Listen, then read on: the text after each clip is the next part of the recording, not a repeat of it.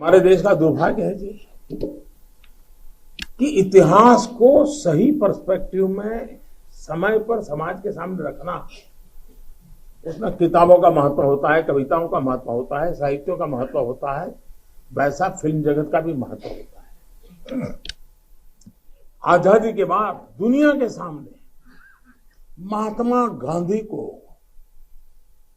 सचमुच में सारी दुनिया मार्टिन लूथर किंग की बात करता है, सारी दुनिया नेल्सन मंडेला की बात करता है, लेकिन दुनिया गांधी की चर्चा बहुत कम करता है।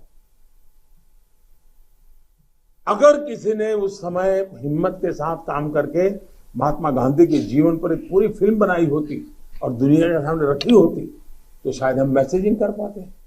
पहली बार एक विदेशी जब गांधी फिल्म बनाई और ऑस्कर के पुरस्कार मिला, तब जाके के दुनिया को पता चला गांधी इतने बड़े महान व्यक्ति थे।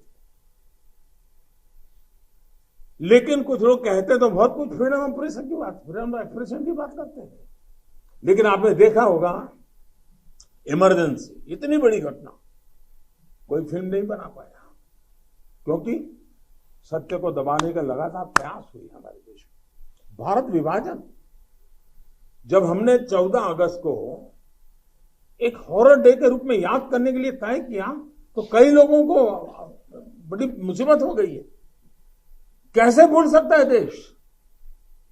कभी कभी उसमें से भी तो सीखने को मिलता है। भारत विभाजन में ऑथेंटिक कोई फिल्म नहीं बनी, और इसलिए इन दिनों आपने देखा होगा कश्मीर फाइल फिल्म की चर्चा चल रही है,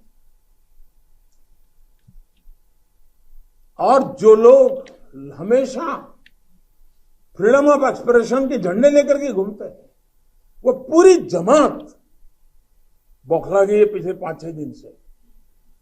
और ये फिल्म का तथ्यों के आधार पर, आर्ट के आधार पर उसकी विवेचना करने के बजाय उसको डिस्क्रेडिट करने के लिए बड़ा मुहिम चला है। आपने देखा होगा एक पूरी इकोसिस्टम कोई सत्य उजागर करने का साहस करे, उसको जो सत्य लगा उसने प्रस्तुत करने की कोशिश की, लेकिन उस सत्य को न समझने की तैयारी, न स्वीकारने की तैयारी है, न ही दुनिया इसको देखे इसके लिए उनकी मंजूरी है। जिस प्रकार का षड्यंत्र पिछले 5-6 दिन से चल रहा है। मेरा विषय कोई फिल्म नहीं है, मेरा विषय है कि जो सत्य है उसको सही स्वरूप में देश के सामने लाना देश की भलाई के लिए होता है। उसके कई पहलू हो सकते हैं, किसी को एक चीज नजर आती है, किसी को दूसरी नजर आएगी। जिनको लगता है कि ये फिल्म ठीक नहीं होगा अपनी दूसरी फिल्म बनाए, कौन मना करता है? लेकिन उनको हैरानी हो रही है कि जिस सत्य को इतने सालों तक दबा करके रखा उसको तथ्यों के आधार पर जब बाहर लाया जा रहा है और कोई मेहनत करके ला रहा है तो उसको पूरी इकोसिस्टम लग गई है, पूरी इकोसिस्टम लग गई है।